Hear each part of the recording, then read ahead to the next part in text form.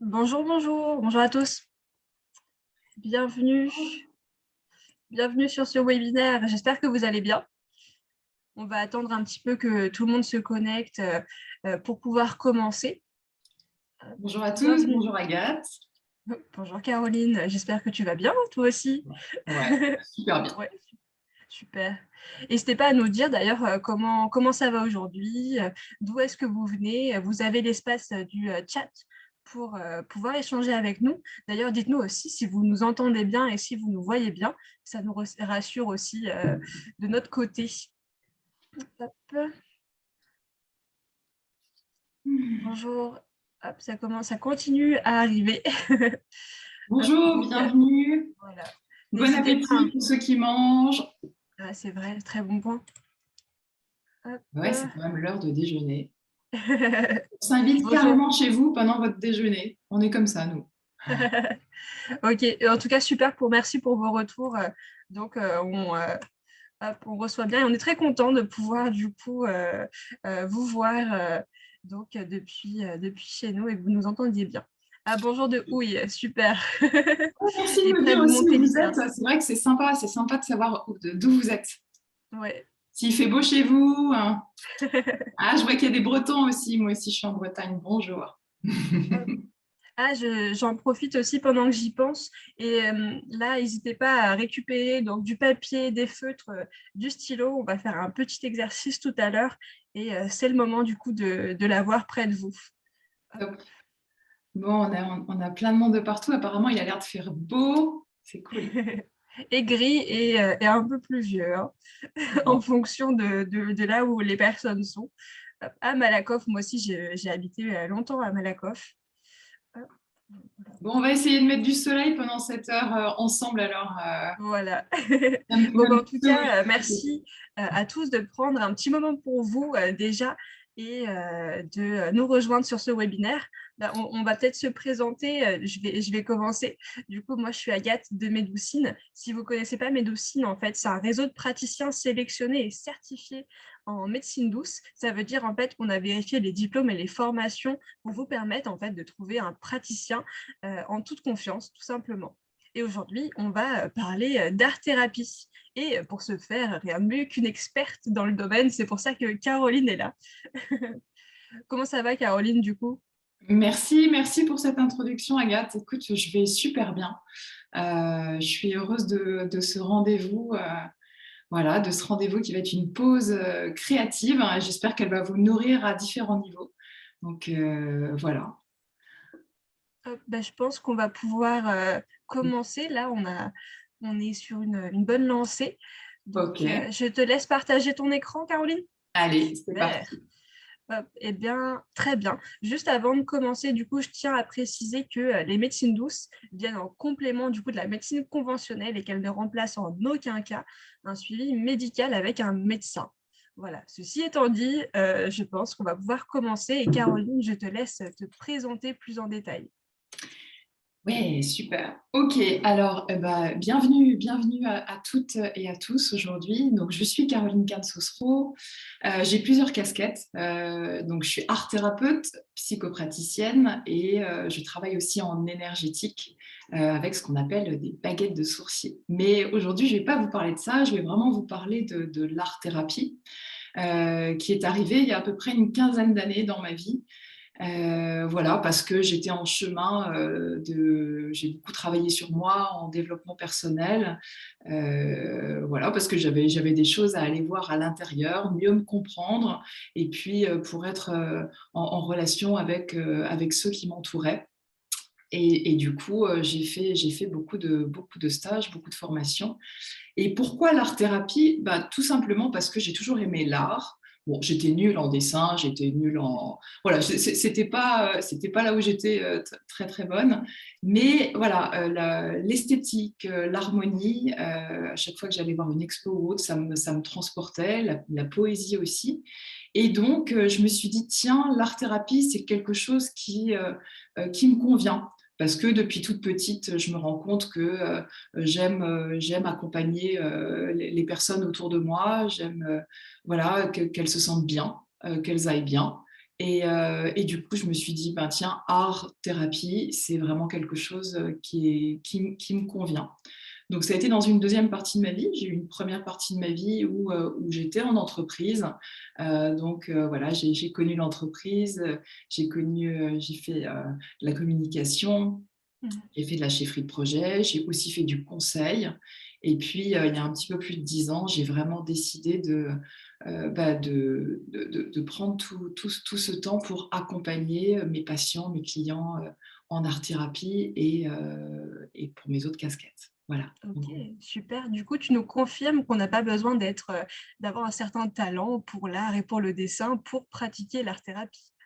Non, pas du tout. C'est déjà d'avoir envie.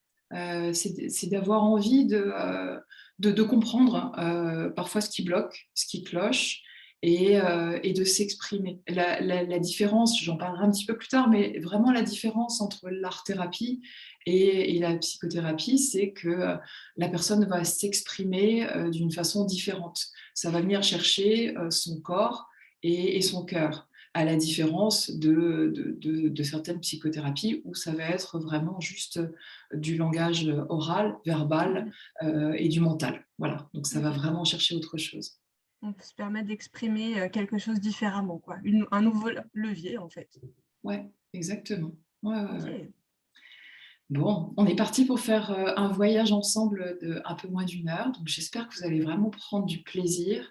N'hésitez pas à poser des questions. Moi, j'aime quand c'est interactif. Je suis pas dans une position de sachante. Alors, enfin, même si j'aime chanter, mais voilà. Donc, on est parti.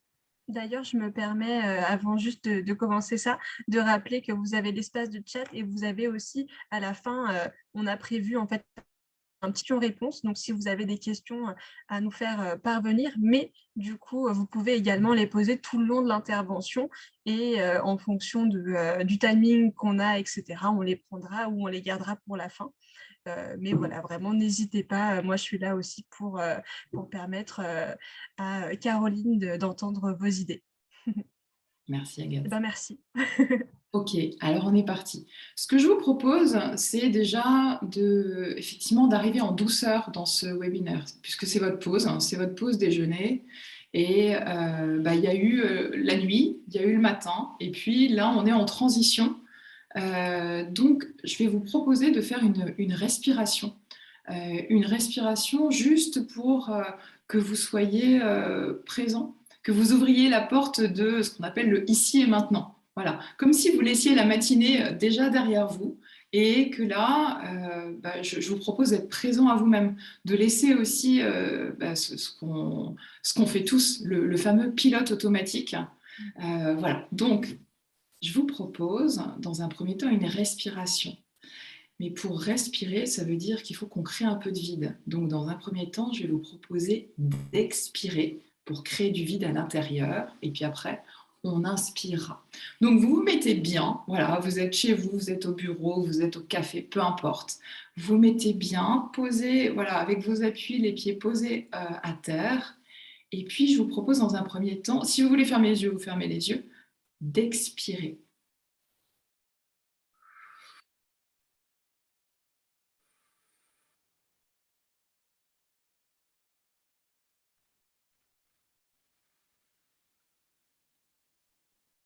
Et puis, j'inspire. Voilà, on le fait plusieurs fois.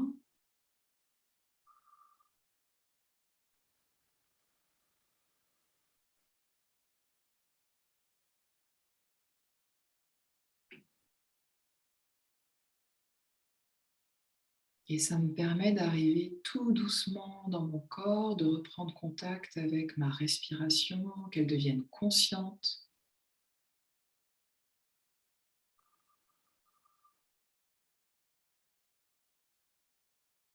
Voilà, en fait, c'est comme si je faisais toc-toc à l'intérieur de moi. Et ça y est, je suis là. Ah, ça permet d'inviter aussi un peu plus de douceur. Voilà. Donc là, on est en train de changer de rythme.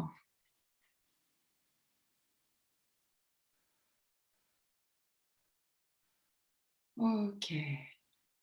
Alors, j'espère que vous êtes maintenant tous et toutes à bord et puis on va continuer ensemble.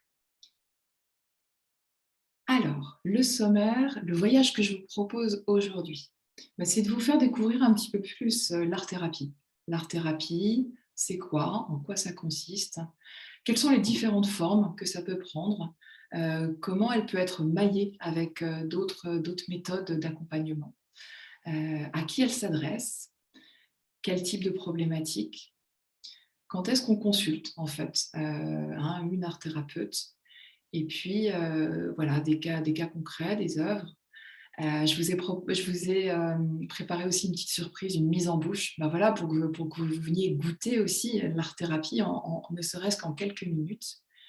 Il y aura une phase de questions-réponses, même si, comme tu le disais, Agathe, le chat est ouvert pendant la séance et la conclusion. Voilà, j'espère que ça vous va. On y va. Alors, qu'est-ce que l'art-thérapie? Donc, ce que je vous disais tout à l'heure, art, tout le monde sait, c'est une façon de s'exprimer de différentes manières. Et thérapie, c'est vraiment comment prendre soin. Voilà, c'est comment on accompagne la maladie en général. Donc, les pionniers de l'art-thérapie, là, je vais vous faire juste quelques minutes un peu d'historique.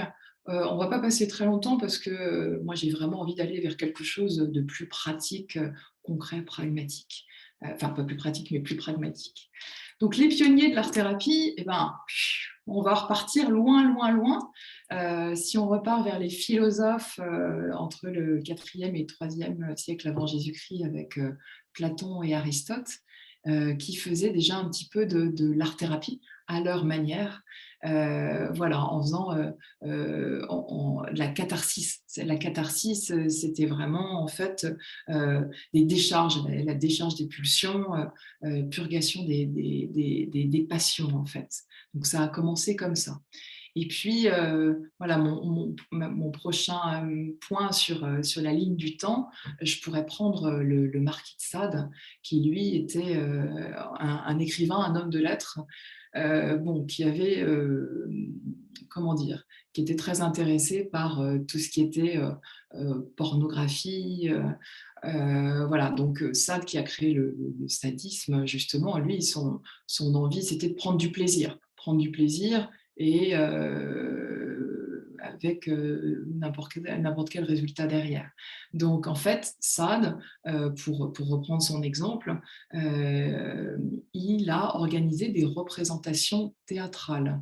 Quand il a commencé à être malade, il s'est rendu compte que voilà, des mises en scène, des théâtralisations de rôles entre les infirmiers, entre les malades, permettaient de exorciser, entre guillemets, de faire du bien aux personnes qui étaient malades, d'apaiser leur âme. Voilà. Bon, il a quand même fini à l'asile, pauvre homme, mais en tout cas, il a apporté du bien à sa manière sur ces représentations théâtrales.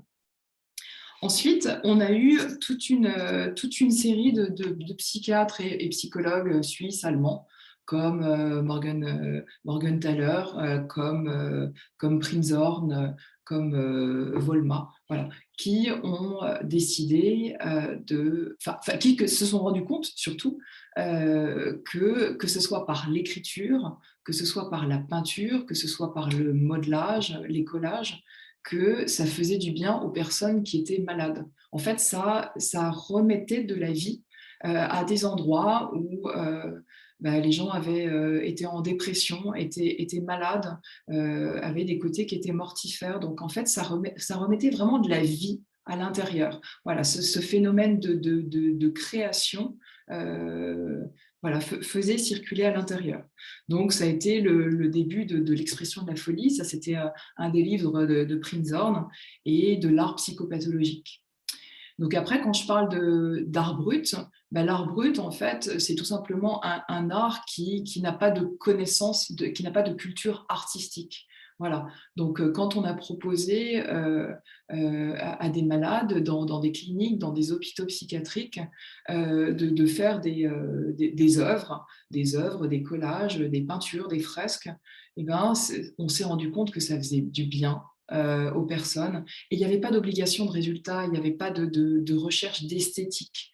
Il y avait vraiment un processus de transformation. Voilà. Donc de l'art brut pardon, à l'art-thérapie. On parle aussi aujourd'hui d'art transformationnel.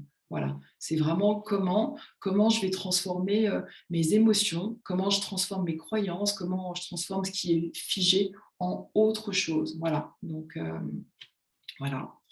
En parallèle, il y a eu donc la naissance de l'ergothérapie qui est un petit peu différente de l'art-thérapie.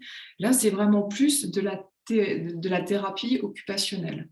Donc, ce sont des personnes qui vont s'occuper de tout ce qui est environnement de la personne. Voilà, elles vont chercher à rééduquer. Elles vont faire un état des lieux des lésions des personnes, des débordements émotionnels, voilà, et elles vont faire en sorte de leur proposer des choses qui vont pouvoir les apaiser, les calmer et d'insérer ces propositions dans leur quotidien.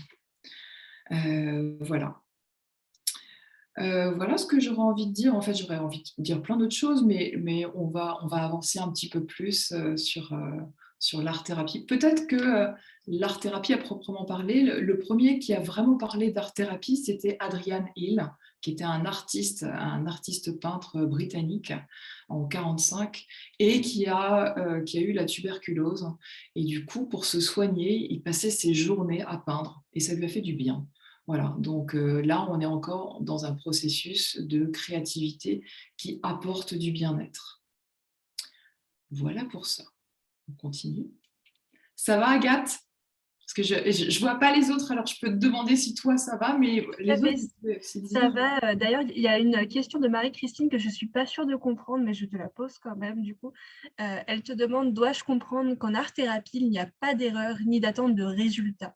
J'imagine sur le côté créatif. Alors, d'attente de résultats, c'est sûr. Enfin, oui, ni erreur, ni attente de résultats. En fait, en art-thérapie, ce qui compte, c'est l'expression. C'est vraiment l'expression à un moment donné.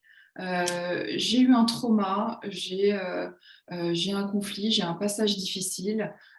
C'est comment je vais m'exprimer par le corps et par la matière. C'est pas juste par l'oral, c'est pas juste par le verbal. Donc, c'est vraiment ça. Donc, effectivement, on ne parle pas d'erreur et il n'y a pas d'obligation de résultat. Ok, super. Donc, effectivement, là, c'est ce que je pose. J'avais un directeur de formation voilà, qui était un de mes guides, un de mes mentors que j'aimais beaucoup. Je me suis formée au MAT, qui était le mouvement d'art thérapeute en Bourgogne. Et lui, il disait toujours en créant, je me crée. Voilà. Et c'est vraiment cette idée de. Alors, on passe du deviens qui tu seras à deviens qui tu es. C'est comment je peux me rapprocher de moi-même, mieux me connaître et pour me faire voir aux autres. Voilà. C'est vraiment aussi une quête d'identité. Donc voilà, là j'ai posé quelques mots. Effectivement, c'est un processus d'aide, de transformation, un langage sensoriel parce que ça vient vraiment activer tous les sens, les 5 sens plus le 6e, l'intuition, une forme d'expression différente. C'est vraiment un accompagnement dans les 3 dimensions, les dimensions tête, cœur et corps, donc vraiment holistique et une dimension créatrice et qui guérit, voilà, qui fait du bien, qui permet de s'apaiser aussi avec les blessures du passé. S'il y a des questions, n'hésitez pas. Je te coupe s'il y a des questions. Alors, les formes possibles. Alors, il y en a différentes. Il y a effectivement ce que je disais tout à l'heure, voilà, par rapport à Sade, il y a tout ce qui est théâtre. Théâtre, mais ça peut être aussi impro, ça peut être le conte, ça peut être créer des marionnettes et faire jouer les marionnettes, ça peut être le clown. Et moi, la formation que j'ai suivie, elle était aussi spécialisée en mascothérapie. Donc, en fait, l'idée, c'était de créer un masque sur un sujet. Ça peut être les parents, l'enfant, ça peut être la vie, la mort, ça peut être, j'en sais rien, voilà. Et donc, nous avions ce sujet, nous créions le masque et après nous chaussions le masque. Et c'était très puissant. Donc c'était voilà, vraiment, vraiment chouette, apprenant. Très connu aussi l'art-thérapie sur tout ce qui est art plastique.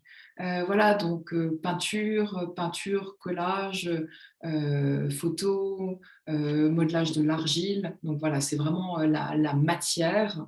Moi, j'y ai ajouté le land art, parce que j'aime beaucoup faire travailler les personnes en extérieur aussi. Donc faire des mandalas de fleurs, de feuilles selon la saison, avec ce qu'ils trouvent. Et ben voilà, ça permet aussi de mettre en lumière de mettre en exergue notre belle nature. Voilà, sinon il y a musique, le rythme, les percussions, pour vraiment revenir dans son corps, qui est lié d'ailleurs à ce que j'ai mis sur la gauche, tout ce qui est danse, mouvement dansé, et ça peut aller jusqu'à la transe, voilà, dans certaines, dans certains pays, dans certaines régions, ils utilisent vraiment la transe pour transcender justement quelque chose et avoir accès à, à un mieux-être ou justement à une libération. Ça rejoint les états modifiés de conscience et les rituels de libération. Alors quand je parle de rituels de libération, ça peut être un peu questionnant pour certains, certaines. Ça m'arrive régulièrement de proposer en fait à mes patients de créer des choses. Où je vais prendre un exemple très concret. Je pense à des femmes qui, par exemple, qui ont subi des avortements. Voilà, ou qui ont perdu des enfants, eh bien, à ce moment-là, on va créer ensemble, entre femmes, quelque chose autour de ce sujet.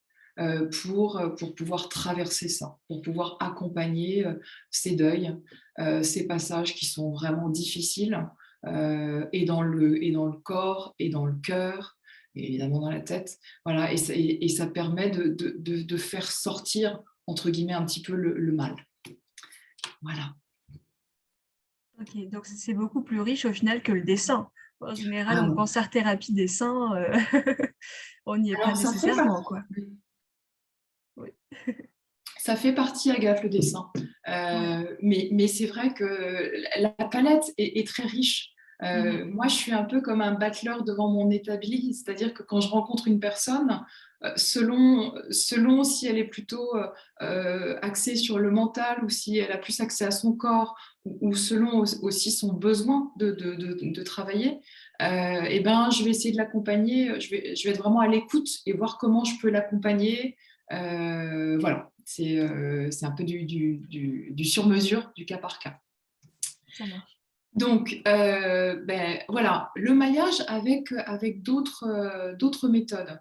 Alors, psychogénéalogie, c'est vraiment tout ce qui est de l'ordre du transgénérationnel, donc de créer des arbres généalogiques. Moi, j'aime aussi créer des arbres, alors plus pour les femmes, gynécologiques, parce qu'on se rend compte que parfois, déjà, quand on fait son arbre, il y a des choses qui se recoupent par rapport à nos vies. Et ça donne du sens. Ça donne du sens à, tiens, pourquoi j'en suis là aujourd'hui, pourquoi je me retrouve à être avec des compagnons qui finalement vont voir ailleurs, pourquoi je me retrouve avec, je ne sais pas, pourquoi il y a des deuils à répétition chez moi, pourquoi il y a des pertes d'enfants, enfin bon, voilà, tout ça. Donc ça, c'est vraiment aidant d'avoir des clés de compréhension par rapport à de là d'où je viens. Je viens d'une lignée maternelle et d'une lignée paternelle. Et donc, ce sont mes racines. Voilà. Après, il y a aussi l'hypnose. L'hypnose, le rêve éveillé. Donc, c'est vraiment d'aller voir, d'accompagner la personne quand elle a un trauma et de la mettre dans un état de conscience modifié, guidé ou pas, mais de toute façon, toujours être à côté et d'aller voir en fait ce qui se cache derrière, quelle est la pépite, quel est le cadeau à aller découvrir.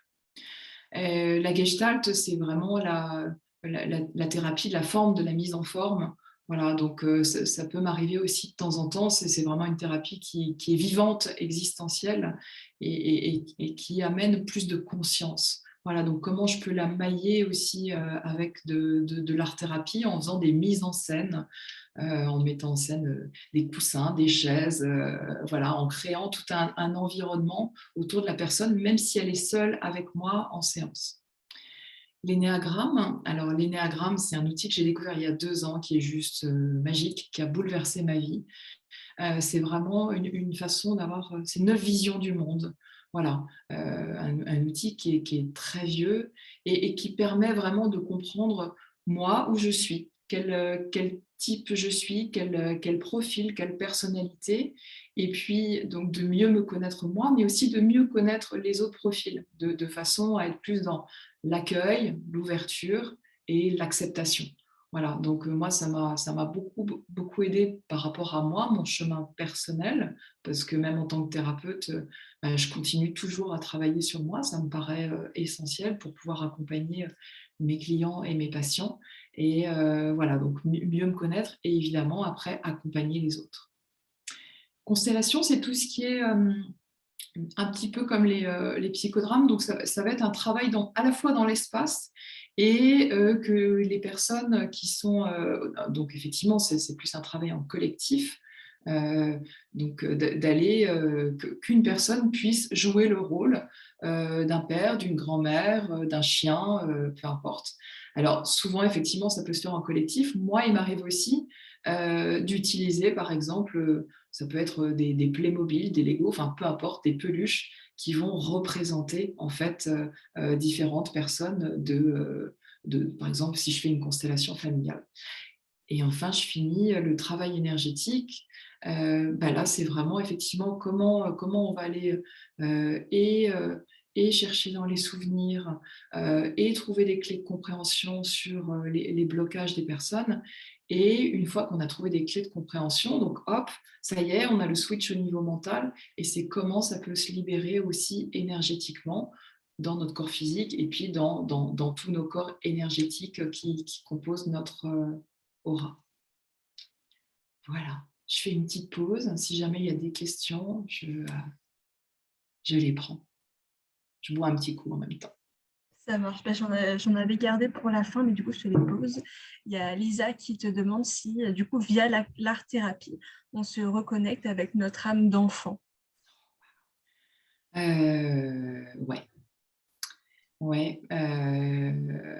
Et merci de poser la question. Alors, il n'y a pas que via l'art-thérapie, mais via l'art-thérapie, ça va vraiment venir susciter ce désir de créer, euh, qui, qui, qui peut partir aussi de là. Hein. Ça vient vraiment chercher autre chose. Et oui, ça vient chercher notre enfant intérieur.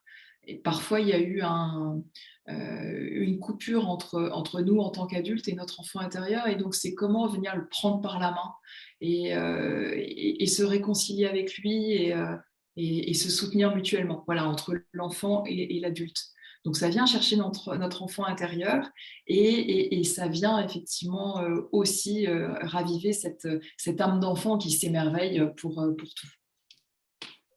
Ok, super. Et on a aussi Audrey, du coup, qui est hypnothérapeute, qui serait intéressée de savoir si tu as des pistes ou des ressources à partager sur le sujet hypnose, art-thérapie.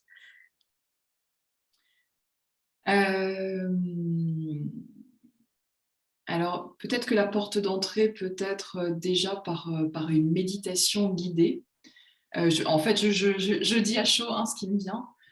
Une méditation guidée, peut-être par rapport à la problématique de la personne, problématique, ou alors ce qu'elle a envie si c'est un potentiel à faire rayonner, parce que c'est pas toujours des problématiques et des choses négatives, ça peut être aussi une chose positive qu'on a envie de booster.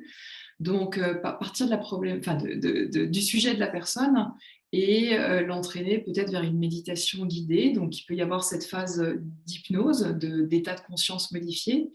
Et à la fin, ça peut être une œuvre, moi c'est ce que j'appelle une fulgurance. Donc une œuvre créative, soit un petit peu en écriture automatique, soit un dessin qui va être posé. Voilà, en tout cas, quelque chose qui va être posé dans le concret, comme s'il y avait une trace qui était laissée effectivement de ce moment d'état de conscience modifié. Donc voilà, si tu pratiques l'hypnose, bah, peut-être que tu peux proposer après à tes patients d'avoir une trace de cette séance d'hypnose. Ça peut être intéressant. Voilà. Et puis ça peut créer effectivement dans le temps, pour les personnes qui accompagnent les patients dans le temps, ça peut être aussi un peu comme un livret, comme un cahier qui évolue dans le temps. Ok. Et juste pour clôturer sur la slide d'avant également, du coup, ce sont des pratiques qui peuvent être liées avec l'art-thérapie, mais est-ce que ce ne sont pas des cordes que tu as à ton arc, hein? C'est plus des idées de complémentarité avec l'art-thérapie, hein, c'est ça? Alors, en fait, j'aurais envie de dire que c'est les deux. D'accord. L'énéagramme, je me suis certifiée, donc voilà, je- tout ce que tout ce que j'ai cité, Ouais, c'est ce que je peux faire dans mes séances. d'accord. Après, Ok. c'est vraiment, c'est ce que je disais tout à l'heure, ça va être d'aller piocher ce que j'ai en magasin par rapport à ce que moi j'ai expérimenté et que je sais faire évidemment, et c'est ce dont la personne a besoin. Voilà. Donc, Ok, ça marche. Ben, on reviendra à la fin.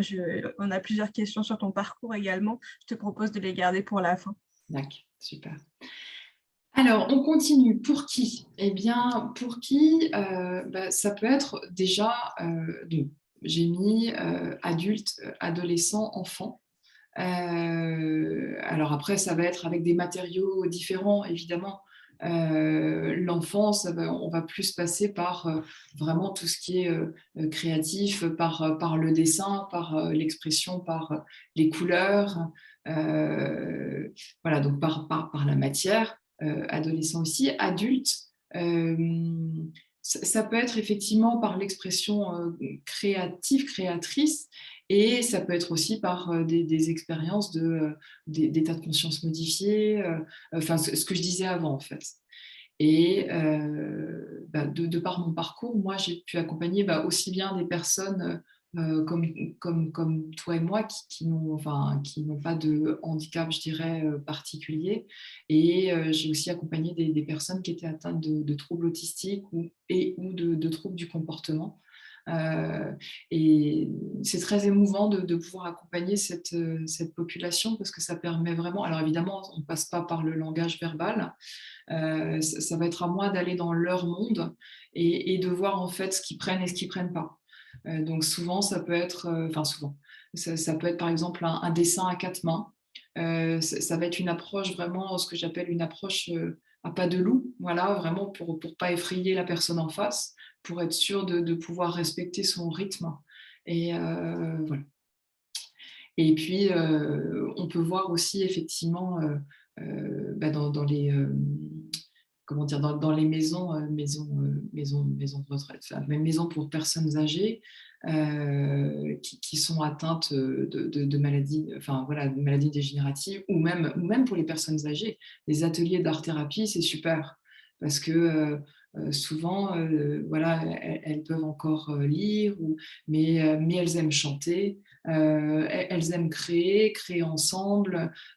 Ça peut être voilà, créer un conte à plusieurs, et elles se sentent plus vivantes, voilà, dans des endroits où c'est pas toujours gai, où la vie peut manquer. Donc c'est comment justement toujours apporter plus de vie. Voilà. Je continue. Alors, pour quelle problématique? Alors, ce que j'ai mis, ça peut être tout simplement un passage à vide. Un passage à vide, je suis pas bien, je me réveille le matin, je n'ai pas d'envie. Euh, ça peut être aussi les prémices d'une dépression. Mais parfois, c'est juste, j'ai pas d'envie, je sais pas quoi faire. Donc c'est comment aller, effectivement, une fois de plus, activer le potentiel créateur de la personne. La remettre sur les rails de quelque chose de plus vivant. Aller chercher sa créativité.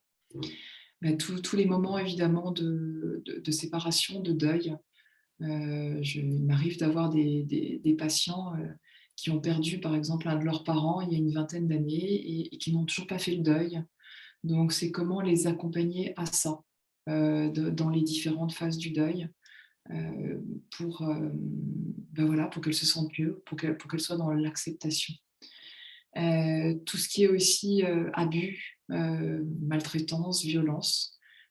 J'avoue que moi, j'accompagne beaucoup de femmes hein, sur ces sujets-là. Voilà, parce que c'est un sujet, ce sont des sujets qui me tiennent vraiment à cœur. Et, euh, et ces femmes, en fait, elles cherchent juste à se sentir plus en sécurité à l'intérieur d'elles-mêmes et vraiment voilà, à partir de cette sécurité, elles vont pouvoir être plus dans leur potentiel. Super, il y a la lumière qui arrive juste à ce moment-là. Merci la lumière. Voilà, tout ce qui est peur, phobie, troubles du comportement alimentaire. Et puis, ce que je vous disais, donc moi, effectivement, j'accompagne beaucoup de femmes. Et ce que j'aime aussi particulièrement accompagner, ce sont les transitions voilà, dans les phases de vie d'une femme. J'ai pu accompagner des adolescentes qui sont passées de l'adolescence, c'est vraiment de la jeune fille à la jeune femme.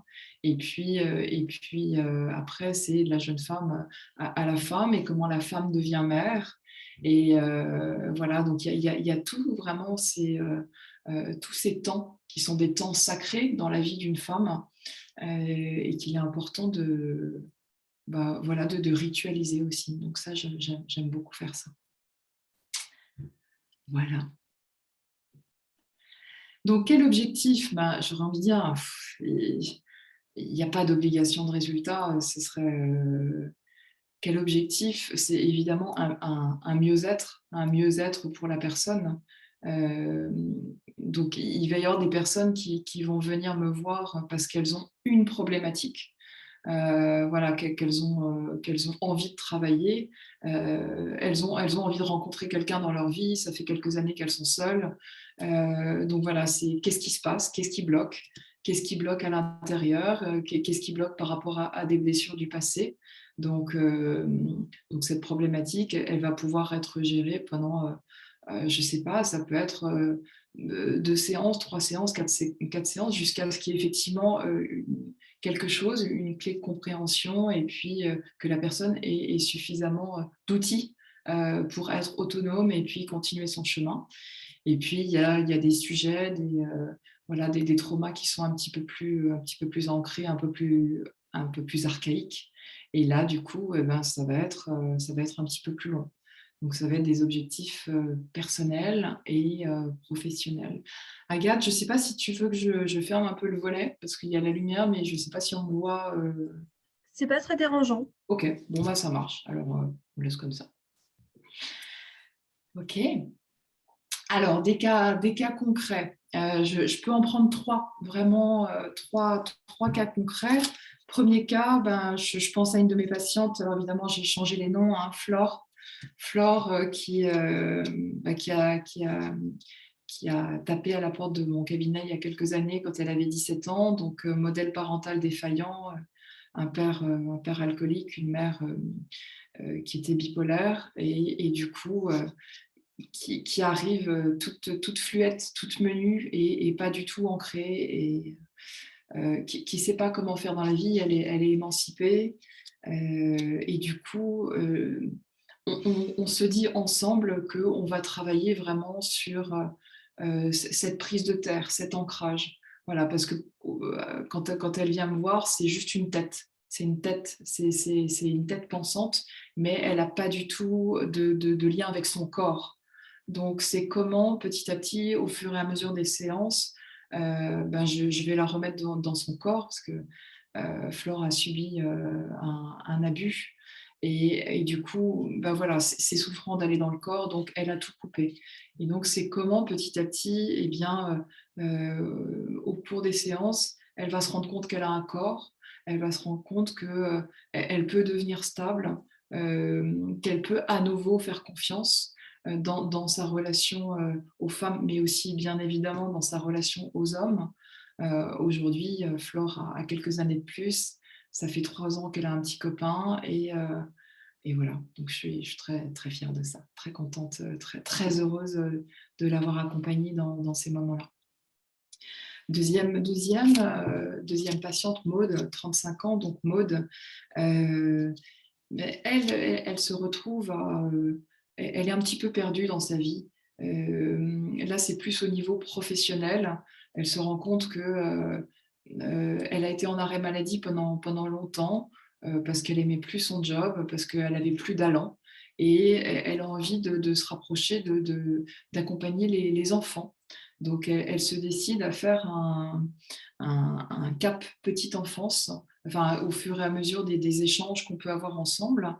Et voilà, donc petit à petit, ça va être vraiment un échange entre elle et moi sur ce qui l'anime profondément. C'est toujours quel est son moteur et là où elle a envie de mettre de l'énergie, là où elle a envie de contribuer. Donc petit à petit, voilà, donc elle va passer son cap petite enfance et là, ça fait 2 ans qu'elle travaille en crèche.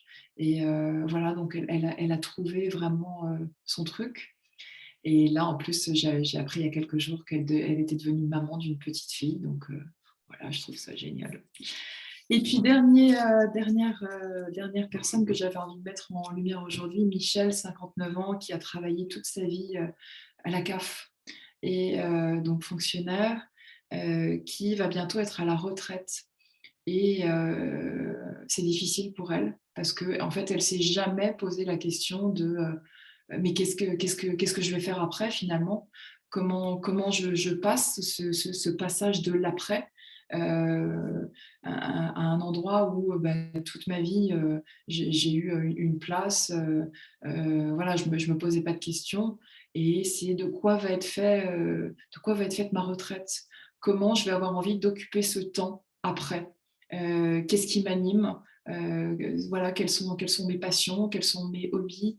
Voilà, donc petit à petit, c'est comment on travaille sur ce passage à l'après vie professionnelle, tout en se sentant toujours au service. Voilà, déjà se nourrir soi-même, comment elle peut être contente, être joyeuse dans ses journées, se faire du bien, être vraiment à l'écoute de ce qui lui fait du bien, de ce qui la fait kiffer. Et en même temps, c'est comment elle peut continuer à contribuer à quelque chose au niveau du collectif. Donc voilà pour ces exemples. Alors là, j'ai juste mis quelques œuvres de mes patients pour que vous puissiez voir un peu, voilà, que ce soit terre, peinture, dessin, fusain. Voilà. En même temps, j'en profite pour respirer un peu. Ça fait du bien, des petites respirations comme ça dans la journée. C'est comment revenir à soi. Voilà, et puis là, c'est ma petite surprise, non pas du chef, mais de l'art thérapeute en moi. Donc, je sais qu'Agathe, vous avez proposé de prendre une feuille de papier, enfin papier et crayon, donc ce que vous avez sous la main. Et puis, on va faire un exercice de mise en situation, si vous en êtes d'accord.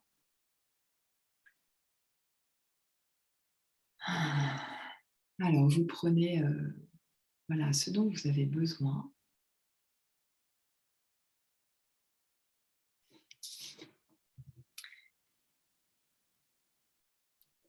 Je vais prendre ici.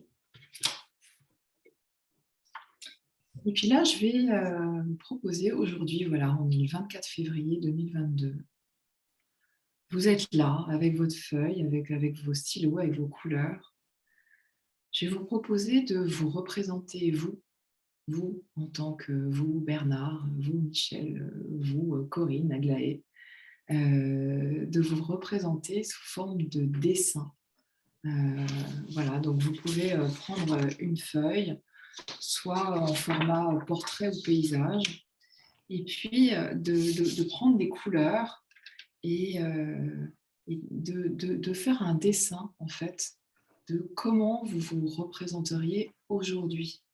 Donc, aucune obligation de résultat, juste du plaisir. Voilà, du plaisir et à un moment avec vous-même. Alors, c'est avec vous-même et en même temps avec nous. Voilà, c'est cette petite pause. Donc, voilà, vous pouvez prendre des couleurs, puis poser sur papier. Voilà, comment j'ai envie de me dessiner. On va se prendre quelques minutes, plus dans le silence, avec notre feuille et nos couleurs.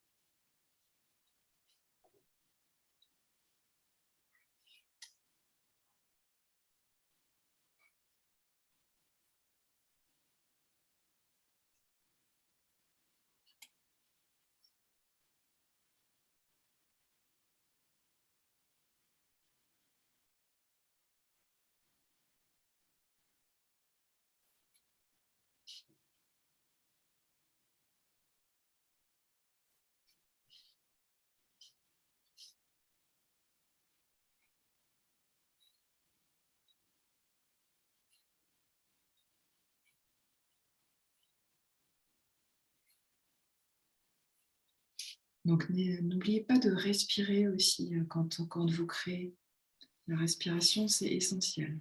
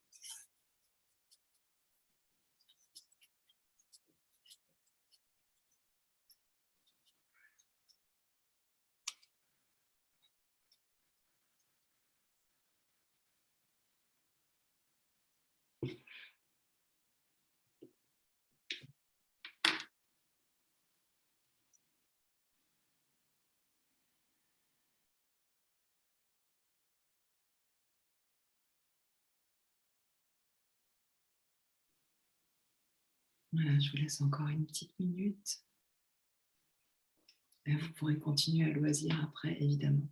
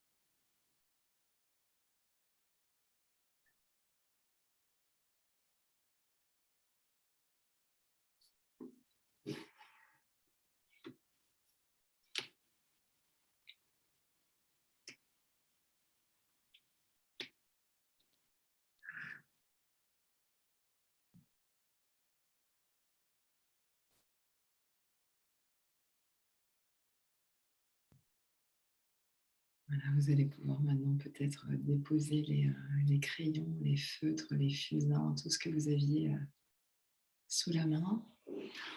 Ce que j'adorerais, c'est voir s'il y a eu des créations là, qui se sont faites, les voir toutes. Ouais, mais c'est vrai qu'on pourrait même pas malheureusement les partager.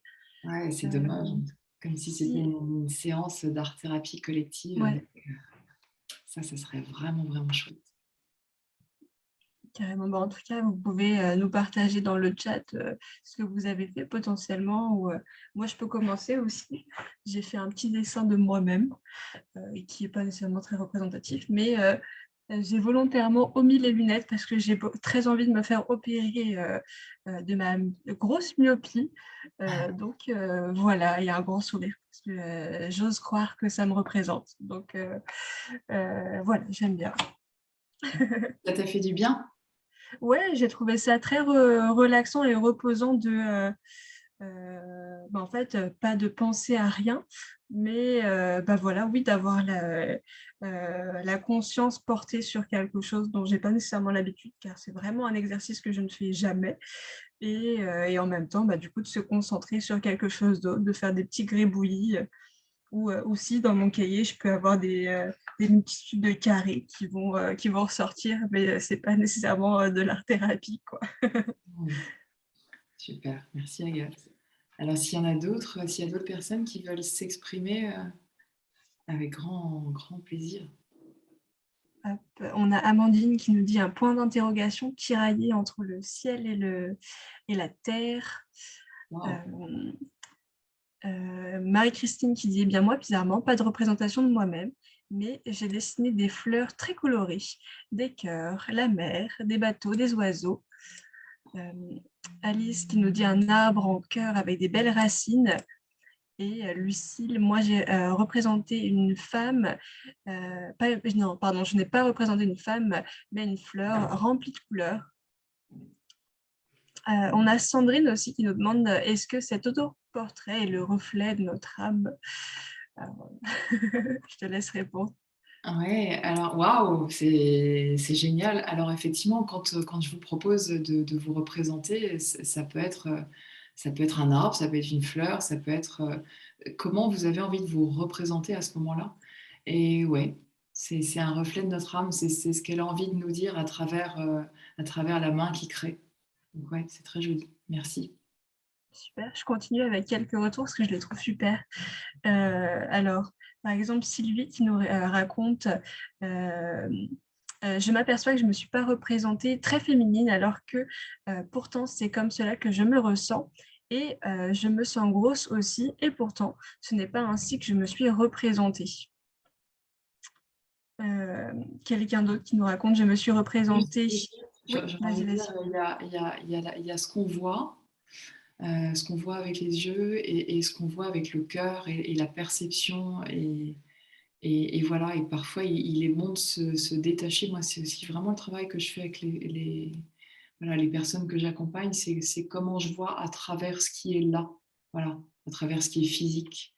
C'est d'aller aussi dans une autre dimension, alors peut-être un peu plus spirituelle aussi. Mais voilà, désolée de t'avoir coupé, Agathe. Non, pas de souci, au contraire. On a Charlotte aussi qui nous dit je me suis représentée en arbre, des racines ancrées au sol avec un peu de rouge, du noir pour les douleurs du corps, puis les branches qui montent haut avec des feuilles de couleur rose, jaune, orange, rouge, entre parenthèses douleur aussi. Les autres couleurs montrent ma reconstruction actuelle. Très bien. Beaucoup de travail qui se fait aussi par l'arbre. L'arbre, les Oui, c'est vrai. racines, l'arbre de vie, il y a un travail très intéressant qui peut se faire avec ça. Mmh. Super. Voilà, bon, bah, on a pas mal d'autres du coup retours, mais du coup je vais peut-être arrêter de les lire le temps arrivant sur la fin, on va peut-être pouvoir finaliser Ouais. cette intervention très intéressante. Bah, après, là, on est vraiment sur le temps des questions-réponses. Donc, Ouais, tu vois, ah ouais, alors tu as repris la main. Je crois que les slides d'après, c'était vraiment sur... je t'en prie, vas-y, vas-y. Hop, voilà, ah oui, pour aller plus loin, j'avais fait une vidéo que vous pourrez trouver effectivement. Donc moi, j'ai créé l'empreinte lumineuse il y a quelques années, donc c'est le nom de ma société. Et donc j'avais fait une vidéo sur les bienfaits de l'art-thérapie, donc je vous invite à aller la voir. donc sur YouTube. Et voilà, si vous avez envie d'aller voir un petit peu plus ce que je fais sur mon site, l'empreinte lumineuse. Et là, c'est le moment des questions. Si vous avez des questions avant qu'on conclue et puis qu'on reprenne le cours de notre journée. Oui, et bah, justement, j'en avais, gardé quelques-unes. Alors hop, pas mal sur ton parcours également. Comment du coup tu as pu, avoir, toutes ces formations? C'est vraiment lié à ton parcours un petit peu de raconter ton école, des choses comme ça si tu en as envie? Alors en fait, il y a mon école et ce que j'ai fait de façon personnelle, parce que je pense que je fais du développement personnel depuis 20-25 ans, je ne sais pas. Enfin, j'ai commencé très jeune parce que justement, à 18-20 ans, j'étais pas très très bien dans ma peau et j'ai eu besoin d'aller trouver des réponses à mes questions et à mon mal-être. Donc voilà, j'ai assez vite cherché à comprendre ce qui se passait pour moi. Donc comme je vous disais, j'ai fait le mouvement d'art thérapeute qui a été une formation en 5 ans qui m'a permis d'aller voir tout ce qui était art-thérapie, mais aussi tout ce qui était psychopratique relationnelle. Donc, on a eu aussi bien des modules qui étaient sur voilà, le courant lacanien, jungien, freudien, que des modules sur la gestalt, sur les rêves éveillés. En fait, j'ai touché à beaucoup, beaucoup de choses. Après, Mmh. moi, j'ai évidemment pas tout approfondi parce que ça sert à rien de tout approfondir et qu'il y avait des choses qui m'intéressaient plus que d'autres. Donc voilà, moi, ce que j'ai beaucoup aimé, c'était tout ce qui était le travail avec, par exemple, le psychodrame qui rejoint les constellations. Donc c'est vraiment comment je peux inviter, soit par la matière, ce que je vous disais tout à l'heure, avec soit des poupées, soit des Legos, soit peu importe, soit des personnes à représenter en fait des personnes de la structure familiale pour venir apaiser des endroits, des événements, des traumas et vraiment se rendre compte physiquement, concrètement de ce qui s'est passé à l'époque et de ce qui se passe encore aujourd'hui énergétiquement. J'ai aussi beaucoup travaillé avec voilà, des plantes. Je suis partie à l'étranger. Je me suis aussi intéressée à tout ce qui était pratique chamanique. J'aime beaucoup travailler avec les éléments. Voilà, donc que ce soit en art-thérapie, donc avec évidemment la terre, euh, quand il y a aussi des rituels de libération avec le feu, voilà, qu'est-ce que j'ai besoin de brûler, qu'est-ce que j'ai besoin de mettre en terre. Là, c'est le printemps, donc on va commencer à récolter ce qu'on a semé. Donc, c'est toujours de faire le lien entre moi, ce que j'ai vécu, ce que j'ai eu besoin de traverser et de transformer. Et c'est à partir de là que j'ai pu accompagner et que j'accompagne des personnes aujourd'hui. Je ne pourrais pas accompagner sur des problématiques que je n'ai pas vécues moi-même. Parce que c'est-à-dire que je parlerai de quelque chose que je ne connais pas, que je n'ai pas vécu dans le corps. Voilà. Donc, je ne sais pas si ça répond à la question. Si, ça y répond parfaitement et d'ailleurs ça fait une bonne transition avec, la seconde que je vais te poser, qui vient de Lily, qui te demande du coup, comment, tes, clients te trouvent-ils? Et est-ce que tu travailles en cabinet, en libéral ou en structure? Et elle te, dit: «Merci pour, ce que vous faites pour eux. J'aime beaucoup votre approche globale». Ah super, merci, merci. Alors oui, je travaille en cabinet. Alors j'étais en région parisienne et puis j'ai eu cet appel fort de la nature il y a quelque temps. Donc je suis aujourd'hui en Bretagne et donc j'ai effectivement j'ai un cabinet du côté d'Auray, pas très loin de Vannes, et puis un autre à Baden. Enfin, les deux sont dans le Morbihan. J'accompagne beaucoup à distance aussi. Donc, à distance, ça permet aussi de faire un vrai travail. Alors, c'est toujours en visio, hein, parce que j'ai vraiment besoin de voir la personne et qu'elle me voit, évidemment, voir un petit peu ce qui se passe pour elle. Et Mmh. ça permet aussi de créer ensemble ou si c'est pas ensemble, que je propose des choses à la personne. Donc, après, j'ai un site, j'ai une chaîne YouTube, j'ai Voilà, j'ai un Facebook professionnel, j'ai un Instagram, voilà. Et puis il y a évidemment Médocine. Donc voilà. Super. Hop, alors j'en ai eu plusieurs d'autres, donc je vais te les poser directement. En général, combien de temps durent les séances avec toi pour régler une problématique? Alors, les séances d'art-thérapie et de coaching de vie, c'est 1 heure. Les séances énergétiques, c'est plus 1 heure et demie. Alors, c'est compliqué de répondre à cette question. Un vrai trauma ou un abus, ça se règle pas en 3 séances, quoi. Parce que déjà, on a besoin d'aller voir d'où ça vient, d'ouvrir les portes, parce que souvent ça a été enfoui, souvent la personne est dans le déni. Donc c'est déjà, pour moi, ce qui est important, c'est vraiment de créer l'alliance et de créer des conditions de confiance avec la personne, avec mon patient, avec mon client. Et à partir de là, il y a une ouverture qui est possible et il y a un travail qui est possible dans la profondeur et dans le vrai. Donc, je ne sais pas vraiment trop répondre à cette question. Je peux donner une fourchette, mais ça peut être, j'ai envie de dire, de quelques mois à quelques années. Si je pense à cette jeune fille qui a fait toc-toc à ma porte il y a quelques années, je la suis encore aujourd'hui, mais je vois le parcours juste phénoménal qu'elle a fait aujourd'hui et voilà. Donc, après, c'est pas, ça peut passer d'une séance par semaine à une séance tous les 15 jours, toutes les 3 semaines, tous les mois, voire de façon ponctuelle selon le besoin. Voilà. Moi, mon envie, c'est aussi que les personnes que j'accompagne soient autonomes. Voilà. Ok, super, ben, c'était très clair. Une autre question anonyme, très intéressante. Comment savoir ce qui nous correspond le mieux dans les différents ateliers proposés, dans les différents types d'art, je pense que ça veut dire, entre le théâtre, la danse, la peinture. Comment savoir ce dont on a le plus envie et, non, pardon, lorsqu'on n'a plus d'envie et ou de confiance en soi. Mm, mm.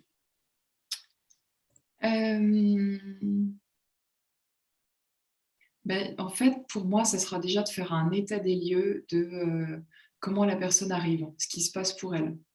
Et vraiment, quelle est la priorité à gérer.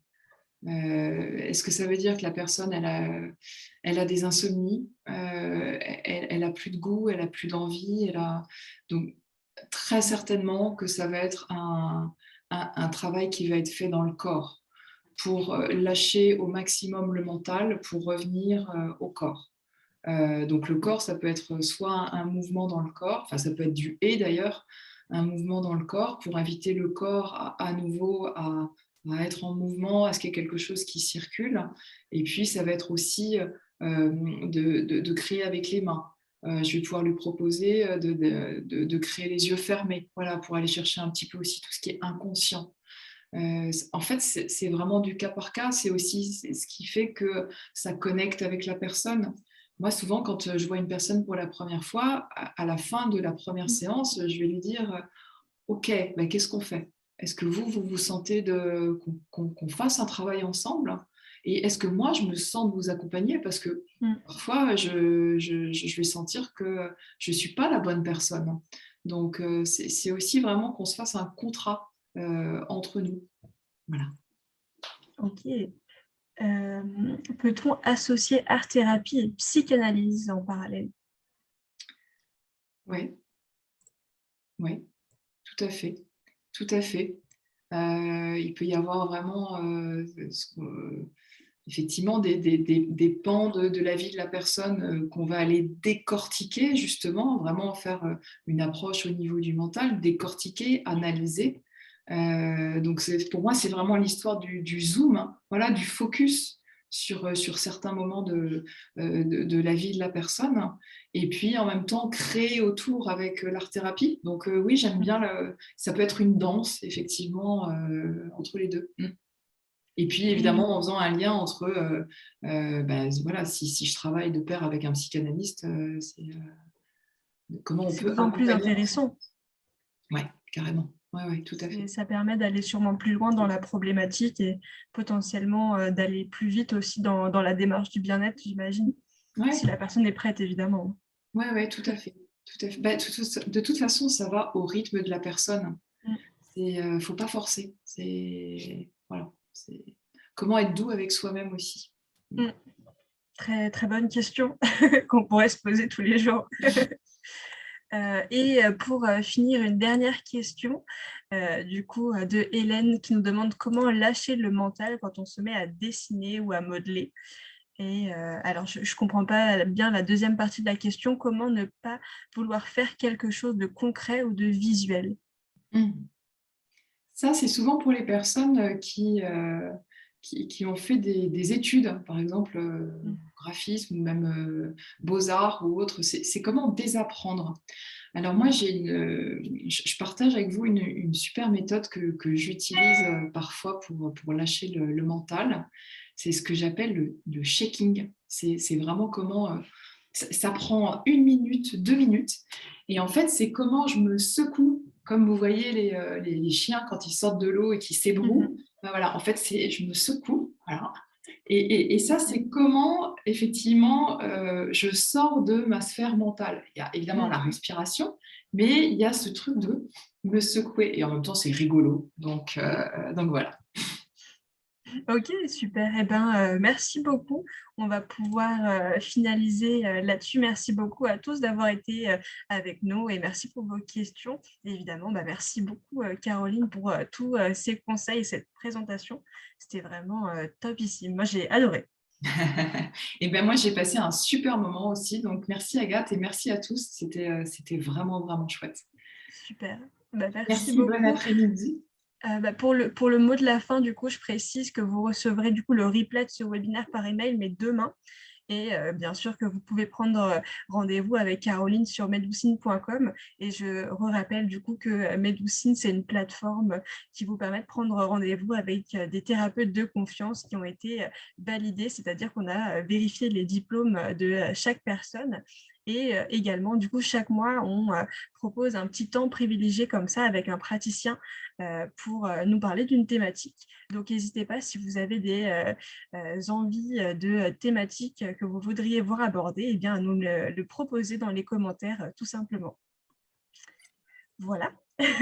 Eh bien, merci beaucoup. En tout cas, on a eu une pluie de merci et de bon Chouette, chouette, chouette. après-midi. Ouais. Et en tout cas, on vous souhaite de passer une très bonne après-midi et on vous dit à très vite. À bientôt. Au revoir. Merci beaucoup. Au revoir.